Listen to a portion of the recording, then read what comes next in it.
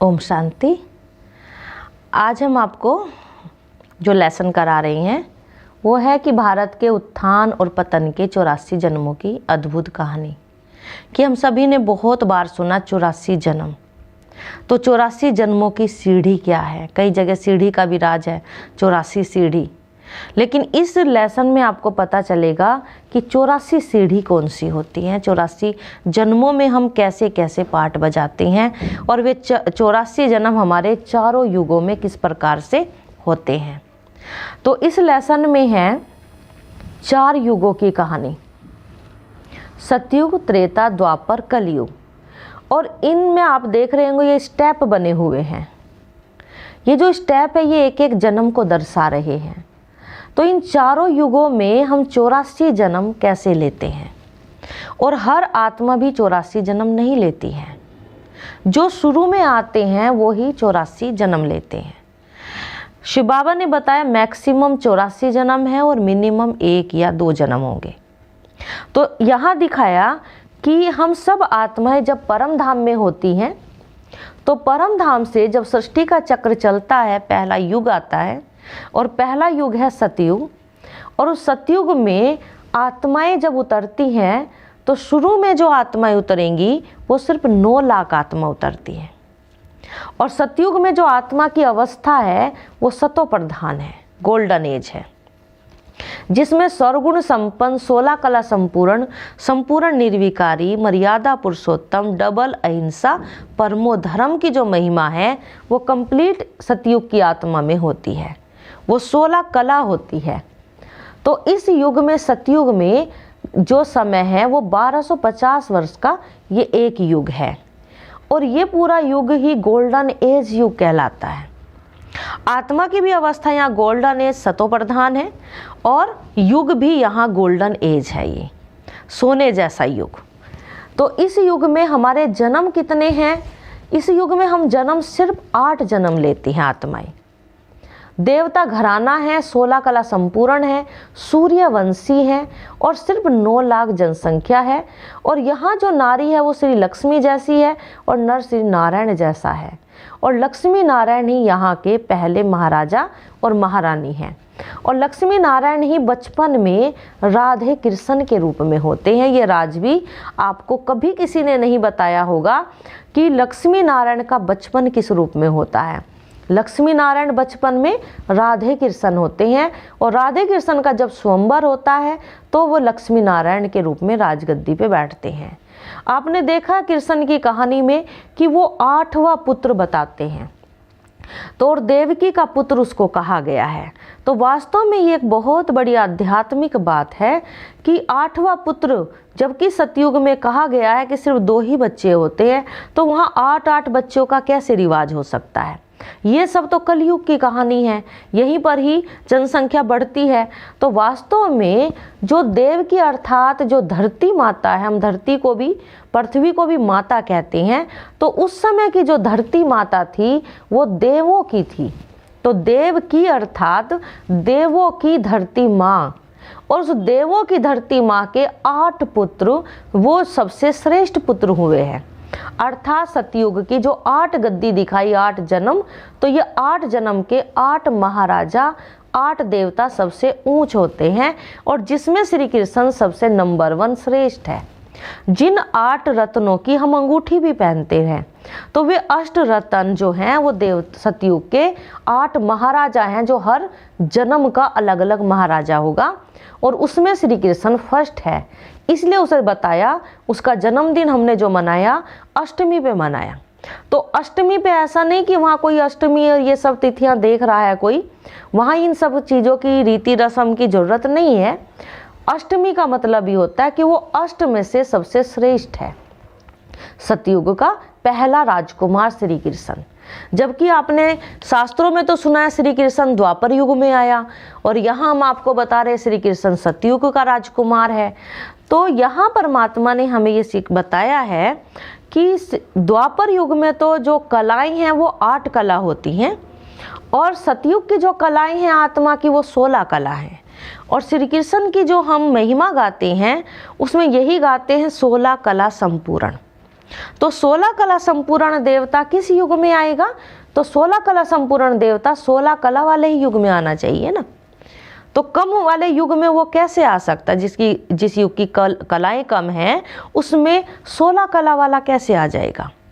इसलिए श्री कृष्ण तो जबकि भगवान के बाद ही श्री कृष्ण का नाम लिया जाता, नेक्स्ट टू गॉड कहा जाता, कि भगवान की पहली रचना, सबसे श्रेष्ठ रचना श्री कृष्ण है। तो इसलिए ये युग जो है वो सबसे श्रेष्ठ युग है। यहाँ आत्मा सतो प्रधान है, यहाँ आत्मा का रूप सुंदर है, और ये पूरा ही गोल्डन एज स्वर्ग है। यहाँ सब सूर्यवंशी हैं। इसके बाद जब 1250 वर्ष पूरे हो जाते हैं तो 9वां जन्म आता। 8 जन्म के बाद 9वां जन्म, 9वीं गद्दी आई, जिसका राजा दिखाया श्री राम। इसलिए दिखाते कि श्री राम को भी हमने कहा राम नवमी। हमने तो यही समझा था आज तक कि श्री राम अर्थात वो नवमी को जन्म लेने वाला, तो उसका जन्म नवमी को नहीं हुआ। जैसे कृष्ण का जन्म कोई अष्टमी को नहीं हुआ, वो अष्टमी से श्रेष्ठ है, फर्स्ट नंबर है। इसी तरह 8वीं गद्दी के बाद जब 9वीं गद्दी स्वर्ग की आई, युग बदला, तो उसका महाराजा श्री राम है। और श्री राम जो है उसके नाम के पीछे हम लगाते चंद्र, श्री रामचंद्र।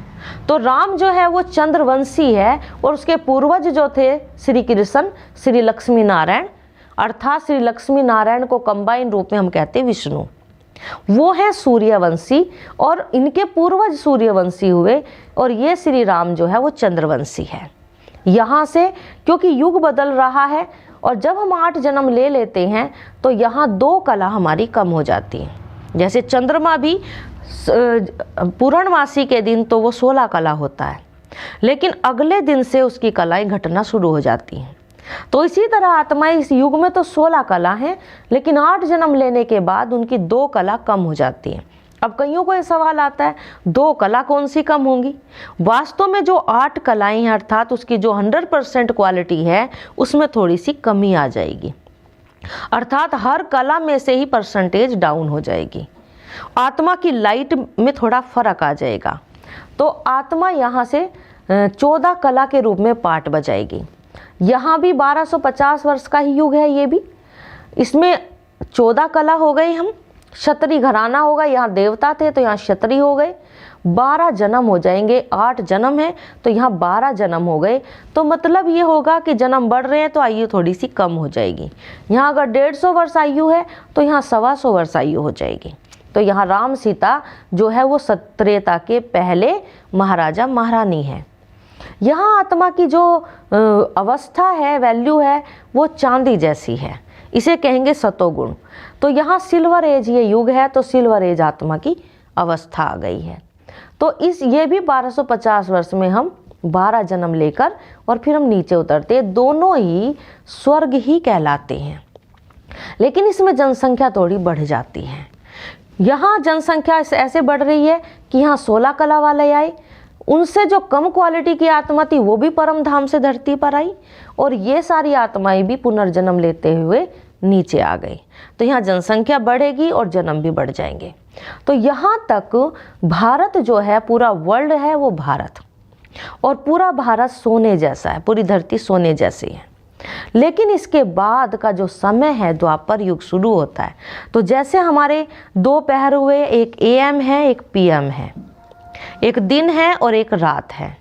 तो दिन का समय हमारा पूरा हुआ, AM का समय पूरा हो चुका है, अब PM शुरू हो चुका है, अर्थात अब दिन ढल रहा है और हम रात की तरफ बढ़ने लगे। ये था ब्रह्मा जी का दिन, राम राज्य। ब्रह्मा का दिन राम राज्य मना, इस राम का नहीं, जो परमात्मा राम ने दुनिया स्थापन की, जिसके लिए आपको पहले लेसन में भी बताया कि ब्रह्मा जी के द्वारा स्वर्ग की स्थापना, तो वो जो स्थापना है वो ये है। तो ये ब्रह्मा जी का दिन है, और राम अर्थात परमात्मा का स्थापन किया हुआ राज्य। तो ये AM खत्म होकर अब हम PM में आ चुके हैं। द्वापर युग में हम जैसे ही आते हैं, तो द्वापर युग में आते ही दिखाया गया है कि रावण की प्रवेशता हो गई। हमने कहानी में भी सुना है कि राम और सीता के राज्य में फिर रावण आया, वहाँ दिखाया त्रेता में रावण आया और वो वहीं मर गया, परंतु ऐसा नहीं है। रावण या कोई भी कहानी होती, किसी के पर्सनल जीवन की कहानी शास्त्रों में नहीं लिखी जाती है, पर्सनल किसी के दुश्मन की कहानी नहीं लिखी जाती है। शास्त्रों में या इतिहास में वही बात लिखी जाती जो सारे समाज की, सारे विश्व की होती है। तो ये भी कहानी पूरे विश्व की है, ना कि एक राम सीता के राज्य की हो। तो रावण यहाँ कोई एक पुरुष नहीं है, कोई एक विद्वान नहीं है, कोई एक राक्षस नहीं था, लंका का कोई एक राजा नहीं था। रावण जो है वो पूरी धरती पर ही जिसका राज्य होता है। तो इसमें दिखाया कि यहाँ तो रावण पैदा हुआ। जब हम द्वापर युग, त्रेता खत्म हुआ और द्वापर में एंट्री की तो यहाँ रावण जागृत हो गया। तो रावण किस रूप में जागृत हुआ? इसमें दिखाते 10 सिर रावण के, 5 विकार स्त्री के और 5 विकार पुरुष के। तो ये दोनों के जो विकार दिखाए कि यहाँ स्त्री पुरुष में जो कि पवित्रता के लकीर के अंदर थे, मर्यादा की लकीर के अंदर थे, फुल प्योरिटी में पति पत्नी हर नर नारी जीवन बिता रहे थे, लेकिन इस युग में जैसे हम प्रवेश होंगे तो ये मर्यादाएं यहाँ टूटने लगेंगी और सबके अंदर, नारी में भी और नर में भी, ये 5-5 विकार जागृत हो जाएंगे। और फिर उन विकारों के वशीभूत होकर वो धीरे धीरे जो उनको मर्यादाएं दी हुई थी, ये जो इन 2 युगों में मर्यादा रही मनुष्य जीवन की, वो मर्यादा यहाँ से टूटने लगी और मनुष्यों के अंदर ये विकार बढ़ते चले गए और धीरे धीरे मनुष्य इन विकारों से ग्रस्त होने लगा। और उस यहाँ पर जब विकार आ गए तो उसकी जो आत्मा की अवस्था है वो तांबे जैसी हो गई, रजो प्रधान हो गई। तो यहाँ से हम जैसे जैसे धीरे धीरे अज्ञानता और पापों के अंधेरे में जा रही हैं, तो जब हम यहाँ गिरावट में आए, क्वालिटी खत्म हुई और विकार जागृत हो गए, तो यहाँ से पुजारी का पाठ हमारा शुरू हो गया। यहाँ हम सब पूज्य थे, लेकिन यहाँ हम पुजारी बन गए और सबसे पहले हमने शिव की पूजा शुरू की। और यहाँ इस युग में दिखाया है कि हम पुजारी बन गए हैं और पहले शिव की पूजा है, फिर श्री कृष्ण की पूजा है, फिर लक्ष्मी नारायण की पूजा है, फिर राम सीता की पूजा है। और यहीं पर ही हमारा जो हिंदू धर्म का जो शास्त्र है गीता, इसकी यहाँ स्थापना हुई। वहाँ दिखाया गया है कि श्री कृष्ण ने द्वापर युग में आकर गीता का ज्ञान दिया, लेकिन कोई भी कहानी वहीं नहीं लिखी जाती जहाँ वो घटना घटती है। पहले घटना घटती है, उसके काफ़ी समय के बाद वो घटना लिखी जाती है। तो शास्त्रों में भी वो घटना बहुत बाद में आई, ये बातें यहाँ नहीं हुई हैं। श्री कृष्ण यहाँ नहीं आया, ना ये गीता लिखी गई। यहाँ तो गीता शास्त्र लिखा गया है, यहाँ धर्म शास्त्र लिखा गया, क्योंकि यहाँ देवता धर्म, जो देवी देवता धर्म, आदि सनातन देवी देवता धर्म चला आ रहा था, लेकिन जब इनकी प्योरिटी खत्म हो गई, ये पूज्य से पुजारी बने, तो अभी अपने आप को देवता धर्म का नहीं कह सकते हैं, क्योंकि देवता माना कंप्लीट पवित्र। लेकिन यहाँ कोई पवित्र नहीं रहा, यहाँ धीरे धीरे विकार आ गए सब में, इसलिए यहाँ से धर्म का नाम चेंज हो गया। यहाँ हम हिंदुस्तान में रहने के कारण हिंदू नाम पड़ गया। तो हिंदू के नाते हम पुजारी भी हैं और हिंदू के नाते हमारा धर्मशास्त्र गीता लिखा गया। तो ये लिखने का समय है। तो इसमें दिखाया कि ये भी युग 1250 वर्ष का ही है, परंतु इस युग में हमारे जन्म बढ़ जाते, 21 जन्म हो गए, वैश्य वर्ण हो गया, 8 कलाएं रह गई। जन्म बढ़ रही हैं, कलाएं घट रही हैं, क्योंकि विकार आ रहे हैं।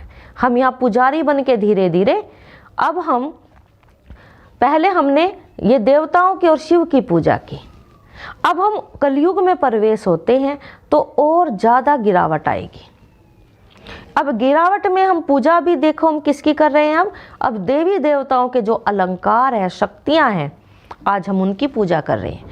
हमने देवी देवताओं को भी पीछे किया, अब विस्तार होता जा रहा है, हमने उनके अलंकारों की पूजा की। हनुमान जी, गणेश जी, ये देवी देवताओं की शक्तियां हैं।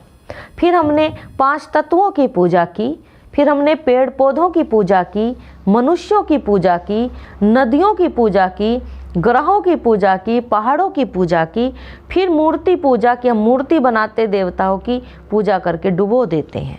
ये है सारी भक्ति की ग्लानि। इस कलयुग में गहरी रात आ गई, यहाँ और अज्ञानता का अंधेरा बढ़ता गया, पापों में मनुष्य डूबता गया, रावण के पूरे पंजे में मनुष्य आत्मा आ चुकी है। अब इसमें हम कलाहीन हो गए, हमारी जो 8 कला थी वो भी नष्ट हो गई और वैश्य वर्ण से शूद्र वर्ण में आ गई। शूद्र पैरों को कहा जाता है। तो मनुष्य बिल्कुल एकदम नीचे गिर चुका है। यहाँ उसके जन्म भी 42 होंगे। समय वही है 1250 वर्ष का, लेकिन इसमें उसके जन्म 42 है। तो 42 जन्म में वो कितने सी आयु पाएगा? तो यहाँ अकाल मृत्यु है।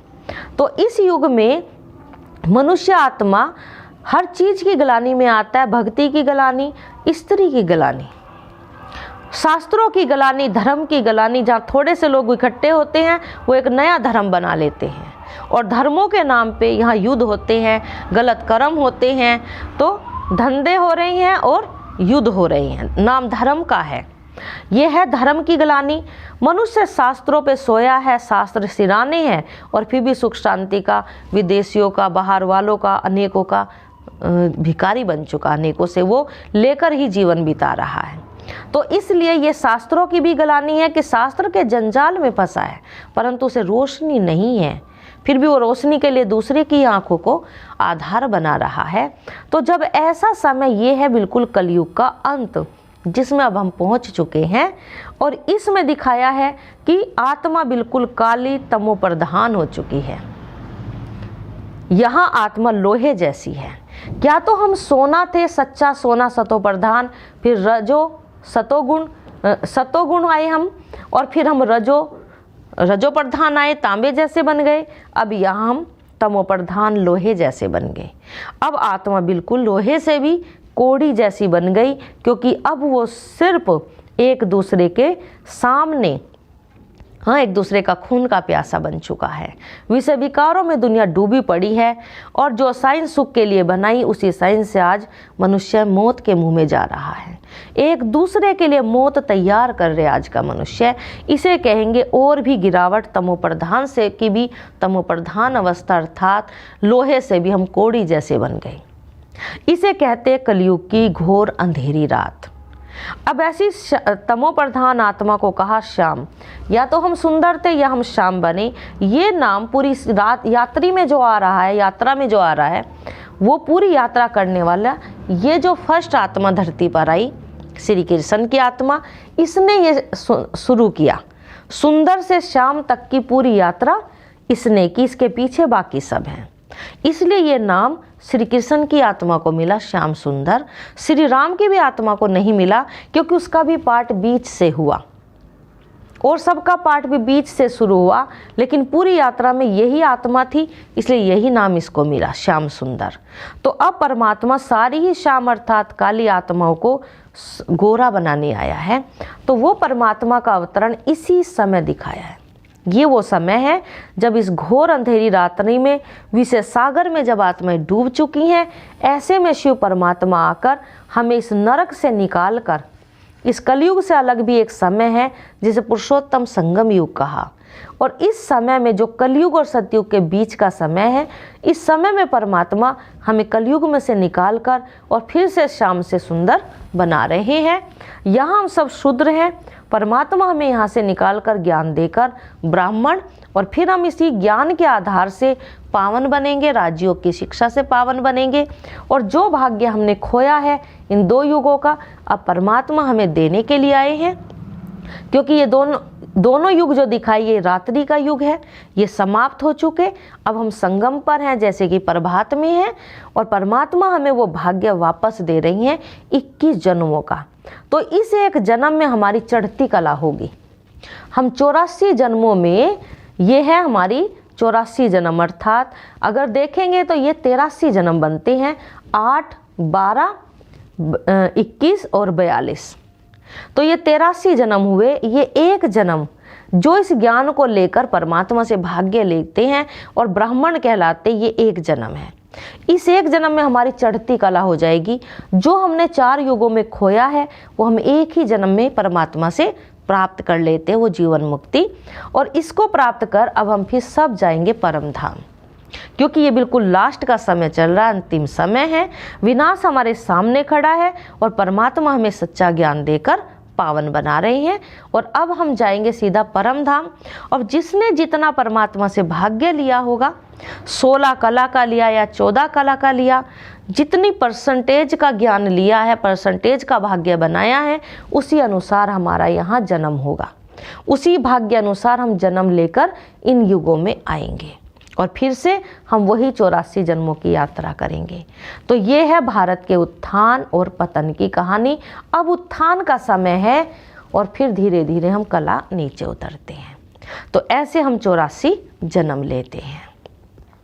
ओम शांति।